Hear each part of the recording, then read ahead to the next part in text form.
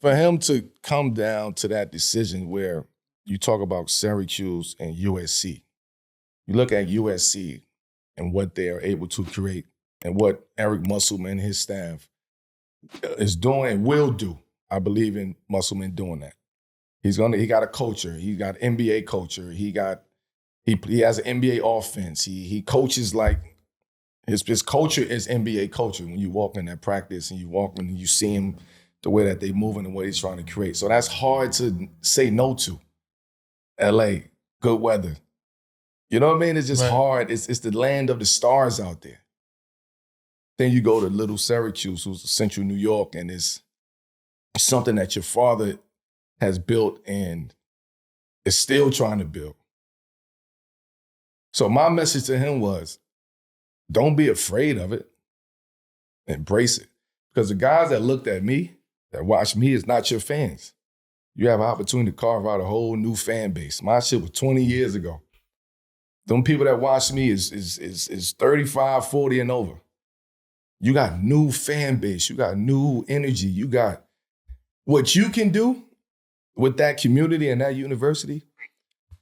It's some of the things that I couldn't do because I didn't have it figured out. I had to figure it out as I went. He's going into it with the shit figured out.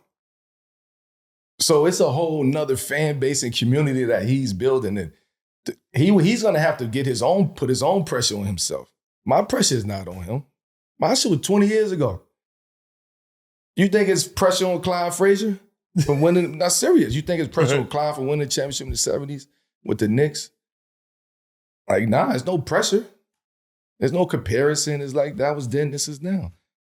So now you go do what you go do. You ain't planning to carry a dome. It ain't called to carry a dome.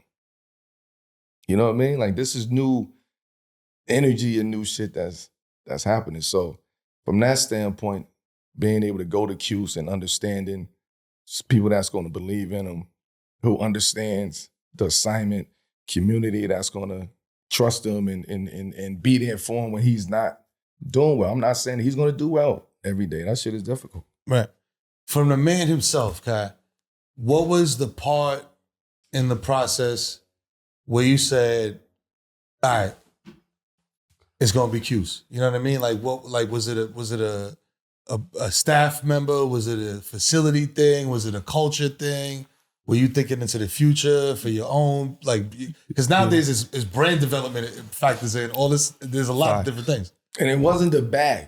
So, you know what I mean? Like, nowadays, I don't want to cut him off. I'm sorry, man. I'm sorry. I'm like, we got to let him talk. I apologize, but I have to answer things that he's not going to answer. You feel what I'm saying? Because these are all the questions that, or things that people are going to be saying. It wasn't a bag, right? It could be a bag because that's just the game that we have to play, right? So those are different type of conversations, but this was a real, actual, genuine decision as far as understanding every aspect of what is there and what's happening and what could be. So now, sorry, go ahead. I'm on a USC visit like last month. I almost committed like on the spot. Like I almost told the coach I was coming. Cause it's crazy. Like USC feel like a movie. Like when you're on campus, feel like movies, everything. It's girls, basketball. Feel me? The dorms is like a Apartment. Yeah, like apartments. It's like lavish lifestyle. So shit like the Bellagio out there. Yeah, so it was something that was different. Great. That was different. I told like him, give me one in there. No, that was different. So just going to that and then almost committing to USC on the spot. Then being like, nah, I really got to think it over. Looking at everybody that was going to USC next year, how they was the past few years. Coach Musk being a first-year coach over there. How many people he got to the NBA. So all of that, I was looking at all of that and then just coming back, going to 2 with Syracuse, just looking at Syracuse and seeing like what could be done over there if I was to go over there. And they already have top people coming in who I'm close with, young coaching staff that I could connect to, close to home, 45-minute flight. They would have to be catching 6-hour flights to California every day. So just all of that, like, And then the ACC, you know, they play Duke, Carolina, they play all the good schools. So I feel like all of that plays a part into why, you know, I chose Syracuse. We talk a lot on this show about like hunger, you know what I'm saying? And like how Melo's hunger and his desire to excel in basketball came from a place of like, yo, I gotta get out. You ain't gotta get out. You was chilling. You know what I'm saying? Like, you're doing good. You know what I mean? But you still play with that like hunger, that like, yeah, what's up? Where does that come from?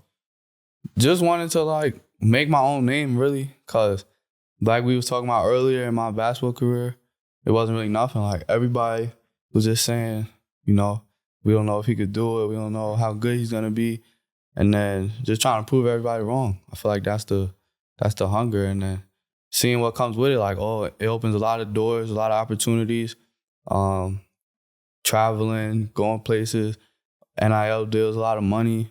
So I feel like all of that plays a part.